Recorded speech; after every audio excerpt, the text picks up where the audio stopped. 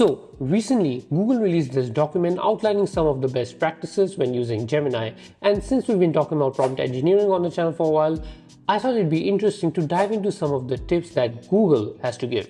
Gemini, if you didn't already know, now connects to Google Workspace. That means you can save a lot of time and effort by using Gemini to do the tasks that would usually take a considerable amount of time, making you more productive. What's up guys, this is AK and today we are looking at this prompt engineering guide made by the creators of Gemini themselves. This book provides the skills to write effective prompts which will make you more productive. This video will be divided into two major parts. In the first part, I'll talk about some basic practices that everyone, regardless of their field, can apply to get better answers from Gemini. Then, in the later part, we'll be looking at how professionals working in certain industries can apply this to their daily life. I'm excited. Are you excited? I hope you are. Let's begin. So, if you want to write effective prompts, there are 4 things you need to consider. However, you don't need to use all 4 in every single prompt you write. The 4 things are persona, task, context, and format. You can ask Gemini to put on a certain hat, like imagine you're a teacher or imagine you're an analyst, and then insert your query from there on. I actually mentioned this in an earlier video on ChatGPT, so if you want to check that out, link will be in the description below. Next, there's the task. This doesn't require much explanation. You just tell the model what you want to do, like write an email or write an article. Thirdly, there's the context. This matters a lot. If you don't provide context, the model will have to guess, and when it has to guess, the answers will be inaccurate. So provide context where necessary. For example, you say with reference to a certain document and you carry on from there. Lastly, format. Do you want bullet points, sentences, or paragraphs? It's good to specify. This is an example of what a prompt with all 4 pointers will look like. As a rule of thumb, Google suggests that the best prompts are 21 words long, whereas most people just use 9 words. Some other things to take note of before we take a deep dive in is to use natural language. Talk to Gemini as if you're talking to another person.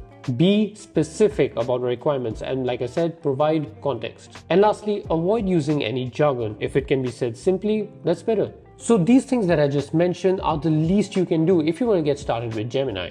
Now, here are 6 specific tips or ways to frame your prompts to get the best out of Gemini. You can use these as inspiration for your future prompts and build on it. The possibilities are really endless. So, if you want Gemini to perform a task that has several subtasks in it, it's always better to break it down into several prompts. Think of Gemini as your master chef. A chef can't just dump in all the ingredients at once. It has to be done in a step-by-step manner. Gemini works in a very similar way. Let's say you're writing a blog post exploring the future of remote work. Instead of asking for the entire article at one go, try a step-by-step approach like this. Brainstorm 5 key trends shaping the future of remote work. This sets a good starting point because it's something to build your article around. Next, craft an engaging introduction for blog posts about the future of remote work. Now you're building on the previous prompt and using the information that it has given you to build a catchy introduction. Once that's done, you can ask it, for each trend listed, write a detailed paragraph explaining it further. This prompt instructs Gemini to turn each point into a paragraph, and it really fleshes out the entire essay. So you can see that by breaking down a task, Gemini can focus better on each task, as a result giving you a better product. Why this works better actually has to do with memory, and I've explained this in a previous video. Every time a language model is processing a prompt, it's storing it in a random access memory of its own. Once this memory is filled up, it can't process anything beyond that. RAM in computers is very similar to working memory in humans. So this is similar to what I mentioned earlier, which is to specify a certain format you want your answer in. Do you want paragraphs or bullet points or numbered lists? Gemini as an AI tool is incredibly vast. It knows almost everything, but the downside to that is that when you don't specify the format you're looking for, it will give you a format that you didn't ask for, which may or may not be effective depending on the case. So the constraints that you put on it serves as a compass to guide it on the right path. Imagine you're opening a new cafe with a focus on cozy atmosphere. Instead of giving it a generic request, try this. So you have a word limit and you've set boundaries like local ingredients and welcoming ambience. To encourage better analysis or more creativity, you can assign it a particular role.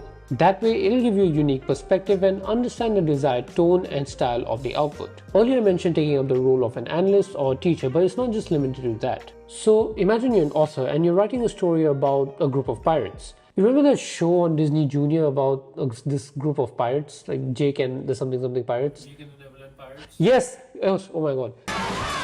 Jake and the Neverland Pirates. I'm so old.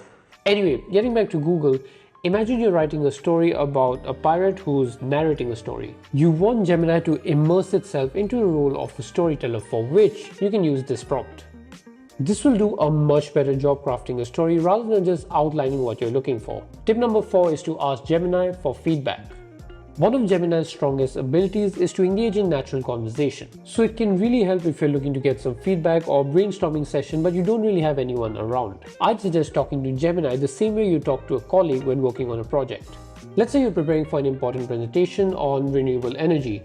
After providing Gemini with the initial context, you could ask things like, what aspect of renewable energy do you think would be the most engaging? Or are there any specific statistics? By engaging in this back and forth conversation, you not only refine your presentation, but you also get an idea of what the presentation looks like from Gemini's perspective. Tip number 5 is to consider tone. The way you phrase your words directly affects the quality of your output. So you need to take that into consideration when you're writing prompts. So for example, compare these two prompts. The first one is straightforward, but it doesn't provide any direction in terms of tone or style. The second prompt clearly establishes the target audience and sets a light-hearted, accessible tone.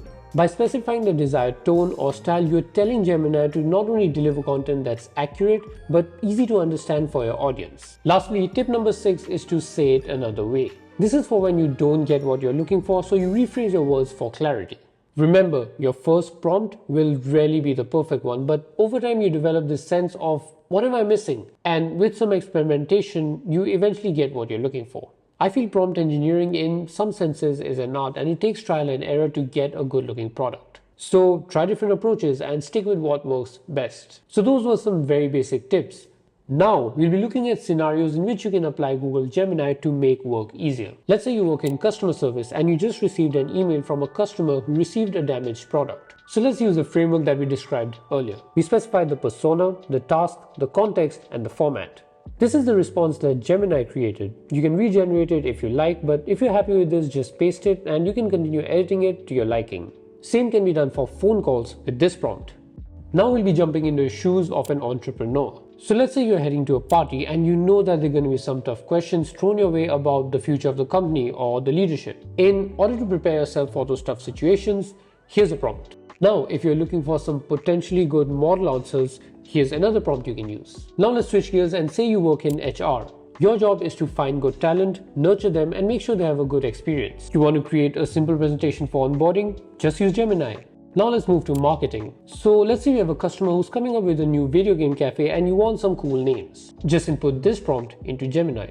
Now let's say you want to promote your business on social media. Just head to Docs and type out this prompt. And there you have it. Those are some easy ways you can level up your prompt engineering game using Google's Gemini guide. If you want to get the full guide for yourself, the link will be in the description below. You can check out my previous prompt engineering videos right here or in the description below. Drop a like on this video if you enjoyed it, subscribe to the channel if you haven't already for more such videos.